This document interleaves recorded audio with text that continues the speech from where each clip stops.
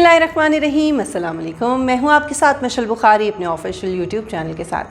नाज़रीन, वैसे तो हम सियासतदानों को उनके सियासी बयानात, सियासी चालों, उनके ओहदों के हवाले से जानते हैं। इसी तरह मीडिया के लोगों को हम उनके फ़न के हवाले से जानते हैं।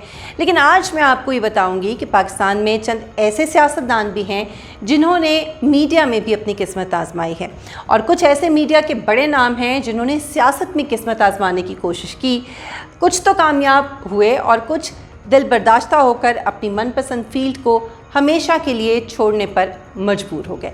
इनमें से पहले चंद पाकिस्तानी सियासतदानों और मीडिया के मारूफ नामों का जिक्र करेंगे, और फिर इसी वीडियो में आगे चलकर आलमी सतह पर भी कुछ ऐसे मारूफ नाम हैं, कुछ ऐसे बड़े नाम हैं जिनके हवाले से मैं आपको बताऊंगी।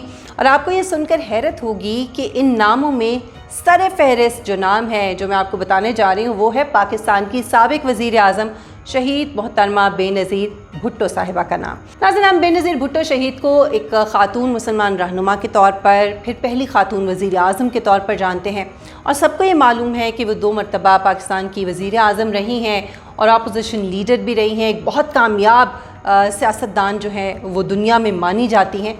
लेकिन दिलचस्प बात जो इनके बारे में बहुत कम लोग जानते हैं वो ये है कि वो सियासतदान बनना ही नहीं चाहती थी, बल्कि सहाफ़त इनकी हमेशा से अव्वलीन तरजीह रही है। लेकिन शायद किस्मत को इनकी ख्वाहिश मंजूर नहीं थी, लेकिन उसके बावजूद उन्होंने सहाफ़ती दुनिया में, ये आपके लिए हैरत की बात होगी कि उन्होंने किस्मत आजमाने की कोशिश ज़रूर की। और ये बात तो शायद आप बिल्कुल भी नहीं जानते, बहुत ही कम लोग जानते हैं, मैं भी नहीं जानती थी कि 1970 की दहाई में पाकिस्तान टेलीविज़न पर मोहतरमा ने एक करंट अफेयर शो की मेज़बानी भी की है। इस शो का नाम था एनकाउंटर और ये एक टॉक शो था। इनके इस शो के बारे में कुछ ज़्यादा मालूमात मौजूद नहीं हैं, लेकिन पीटीवी आर्काइव से यकीनन इनके प्रोग्राम्स के क्लिप्स मिल सकते हैं। बहरहाल हमने आपके लिए उनके शो की एक तस्वीर जो बड़ी मुश्किल से तलाश की है वो इस वीडियो में शामिल की है। ये तस्वीर आप ज़रूर देख सकते हैं। और अब आते हैं उस दूसरे नाम की तरफ जिसे सुनकर आपको मज़ीद हैरत होगी। तो जनाब, दूसरा नाम इस फहरिस्त में मोहतरमा के शौहर और साबिक सदर आसिफ अली ज़रदारी साहब का है। अब आप सोच रहे होंगे कि उन्होंने ऐसा क्या काम किया सियासत के अलावा। तो नाज़रीन, पीपल्स पार्टी के शरीक चेयरमैन आसिफ अली ज़रदारी का शुमार दुनिया के उन सियासतदानों में होता है जो आए तो हादसाती तौर पर सियासत में या इक़्तिदार में, लेकिन हमेशा के लिए दुनिया भर में मशहूर हो गए। आसिफ ज़रदारी यूँ तो एक कारोबारी ख़ानदान से ताल्लुक़ रखते थे, लेकिन इनके वालिद हाकिम अली ज़रदारी एक सियासी कारकुन भी थे और किसी न किसी तरह से सियासत से ताल्लुक़ था। साथ ही साथ सिनेमा घरों के हवाले से भी जाने जाते थे, और इसी तरह से उनका ताल्लुक़ कुछ फ़िल्म इंडस्ट्री के लोगों से भी था। अब मैं आपको बताती हूँ कि असल बात क्या है। वो ये है कि आसिफ अली ज़रदारी साहब ने बचपन में एक फ़िल्म में बतौर चाइल्ड स्टार भी काम किया है, और ये फ़िल्म 1969 में रिलीज़ हुई। फ़िल्म का नाम था सालगिरह। इस फिल्म में आसिफ अली ज़रदारी ने चाइल्ड स्टार के तौर पर काम किया, और इस फिल्म के जो नुमाया दूसरे अदाकार थे उनमें वहीद मुराद, शमीम आरा, संतोष और आगा तालिश जैसे बड़े नाम शामिल थे। इस फिल्म के नगमे मेरी ज़िंदगी है नगमा, मेरी ज़िंदगी तराना और ले आई फिर कहाँ पर, किस्मत हमें कहाँ से, ये खासे मशहूर हुए मैडम नूरजहाँ की आवाज़ में। लेकिन किस्मत ज़रदारी साहब को बिलाखिर सियासत में ऐसा लाई कि इन्हें सियासत का गुरु माना जाने लगा। अब आगे बढ़ते हैं और एक और जाना पहचाना नाम फवाद चौधरी साहब का, जो कि इस वक्त वफाकी वज़ीर बराए साइंस एंड टेक्नोलॉजी हैं, और इससे पहले वो वज़ीर इत्तलात भी रहे हैं। मुस्लिम लीग काफ से पीपल्स पार्टी और फिर पीपल्स पार्टी से तहरीक इंसाफ में शामिल हुए, और हुकूमत में आने से पहले वो सियासत के साथ साथ मीडिया में भी बतौर मेज़बान किस्मत आजमाई कर चुके हैं, और बतौर एक कामयाब करंट अफेयर होस्ट के मुख्तलिफ़ चैनल्स पर काम करते रहे हैं। और शायद यही वजह थी कि हुकूमत में आने के फ़ौरन बाद उनको, या इलेक्शन जीतने के फ़ौरन बाद उनको वज़ीर इत्तलात का ओहदा मिला। इस तरह नाज़रीन, पीपल्स पार्टी की कामयाब सियासी ख़वातीन मरहूमा फौजिया वहाब साहिबा, शर्मिला फ़ारूकी साहिबा शोबा अदाकारी में कोशिश के बावजूद कुछ ज़्यादा कामयाब नहीं हो सकी, लेकिन उन्होंने कोशिश ज़रूर की। एक और नाम आयला मलिक साहिबा का है, जो आजकल मंजर से बिल्कुल गायब है। आयला मलिक ने 1998 से लेकर 2013 तक सियासत में काफ़ी सरगर्म रहीं, लेकिन सियासत के साथ साथ आयला मलिक ने भी दुनिया टीवी पर एक करंट अफेयर का शो किया था। इस शो का नाम सिचुएशन रूम था, शायद आपको याद हो क्योंकि ये इतनी पुरानी बात नहीं है। बहरहाल इस वक्त मीडिया और सियासत دونوں سے بالکل غائب ہیں۔ اور آپ کچھ بات ان میڈیا سٹارز کی کرتے ہیں جنہوں نے سیاست میں جانے کی کوشش کی، ان میں سے کچھ تو کامیاب ہوئے لیکن کچھ ناکام۔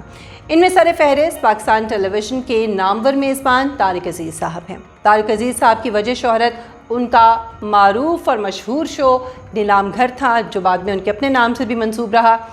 وہ پی ٹی وی کے پہلے میزبان بھی تھے، اس کے علاوہ انہوں نے کئی فلموں میں اداکاری کے جوہر بھی دکھائے اور ایک کامیاب اداکار کے طور پر جانے جاتے ہیں۔ لیکن اس کے بعد انہوں نے سیاست میں آنے کا فیصلہ کیا اور سیاست کا آغاز 1996 کے انتخابات سے ہوا۔ نون لیگ کے ٹکٹ پر لاہور سے ممبر قومی اسمبلی منتخب ہوئے اور اس کے علاوہ نامور فلم سٹار محمد علی، مصطفیٰ قریشی، مسرت شاہین، یہ وہ نام ہیں جنہوں نے سیاست میں قسمت آزمائی لیکن کچھ بات بن نہیں سکی اور بالآخر ان کو چھوڑنی پڑی سیاست۔ البتہ پشتو فلموں کی معروف اداکار مسرت شاہین صاحبہ جو ہے وہ JUIFA کے سربراہ مولانا فضل الرحمان کے خلاف ہر الیکشن میں مد مقابل ہونے کی وجہ سے خاصی خبروں میں رہتی رہی ہیں۔ البتہ ماضی کی معروف میزبان، ٹیلی ویژن میزبان خوشبخت شجاعت صاحبہ ایک ایسا نام ہے جن کو آپ ایک کامیاب سیاستدان کہہ سکتے ہیں، آج بھی متحدہ قومی موومنٹ کے ساتھ وابستہ ہیں۔ ناظرین، پاکستان میں تو ہم نے دیکھا کہ میڈیا کے لوگوں کو کچھ زیادہ سیاست میں کامیابی یا مقبولیت حاصل نہیں ہو پائی، لیکن اس کے برعکس پوری دنیا میں فلم اور ٹیلی ویژن سٹارز سیاست میں بھی خاصے کامیاب دکھائی دیتے ہیں۔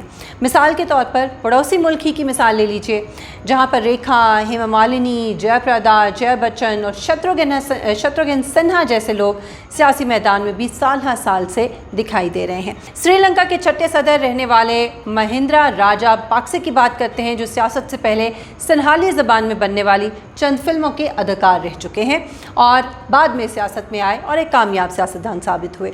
اسی طرح امریکہ کے 40ویں صدر منتخب ہونے والے رونلڈ ریگن سیاست میں تو جنگ عظیم دوئم کے بعد آئے تھے، لیکن انہوں نے 1932 میں ہی اپنے انٹرٹینمنٹ کیریئر کا آغاز ایک ریڈیو چینل کے ذریعے کیا، جس پر وہ ایک سپورٹس کے اناؤنسر کے طور پر جو ہے وہ اس میں سنائی دیے اور اس کے بعد پھر انہوں نے ٹیلی ویژن اور فلم سے اپنا ناطہ جوڑا۔